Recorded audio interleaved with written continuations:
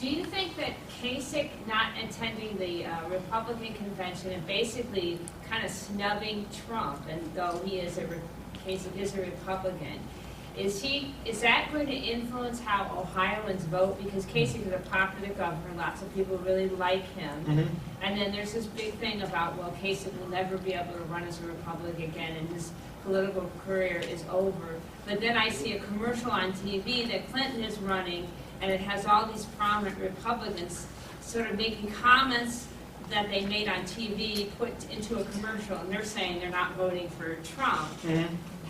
This is kind of a weird election. So what's interesting about the election is that even though, particularly on the Republican side, there are a lot of what you'd call like party elders and party elites who don't like Trump, but the Republican rank and file is pretty unified behind Trump. If you look at polling, 85 to 90% of self-identified Republicans say that they're voting for Trump, and the same is true for Clinton. Now, are there defectors? Yeah, I mean, I think there are some disaffected Sanders people who aren't going to vote for Clinton. You know, maybe they don't vote for Trump, but maybe they just don't show up. And then there are some disaffected Republicans, particularly wealthy, well-educated suburban Republicans who voted for Kasich in the primary.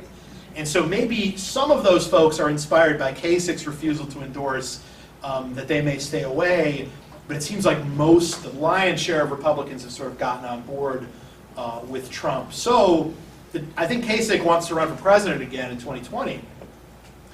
You know, let's say Trump loses the election by 2 points or something, which is a totally plausible outcome.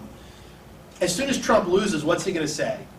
John Kasich didn't endorse me. Ted Cruz didn't endorse me. It's their fault that I lost. And you know what? A lot of Republicans are going to agree with that. So how does then Kasich go and run for president when he didn't get on board with a candidate who's going to get supported by 85, 90% of Republicans? To me, it's challenging. I know what Kasich is hoping for is, so let me go back in time a little bit. So in the 1980s, the Democrats had a really bad decade. They lost, Jimmy Carter lost in 1980 to Ronald Reagan. Reagan won this huge landslide in '84. And then Michael Dukakis got beat pretty convincingly by George H.W. Bush in an election that Dukakis probably should have won, or at least could have come close in. So the Democrats lost 3 straight presidential elections. And in American politics, you're not supposed to lose 3 straight presidential elections. The country likes to switch between the 2 parties historically. Look at what happened for the Democrats is that they decided that they had gotten too liberal. They needed a more moderate candidate, and the candidate they chose was a moderate Southern governor from Arkansas named Bill Clinton. And Clinton ended up winning in '92. You know, we don't think about Clinton necessarily as a moderate Southerner anymore, but that's what he was in 1992. Fast forward to now. Republicans lose in 08, they lose in 12, maybe they lose in 16, we're still figuring that out. That would be 3 straight losses. What Kasich is betting on is that something similar happens.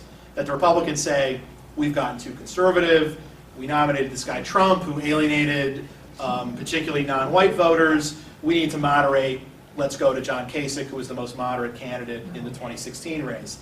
However, if they lose it. I think it's a dicey proposition for Kasich. I'm sure that's what he and his people are hoping for, though, and I think that's why he's holding out on supporting Trump. So that's the theory, but I think it's going to be hard for him because I also don't if in fact Trump loses, there are going to be a lot of Republicans who are very angry at the leadership for, in their eyes, letting it happen.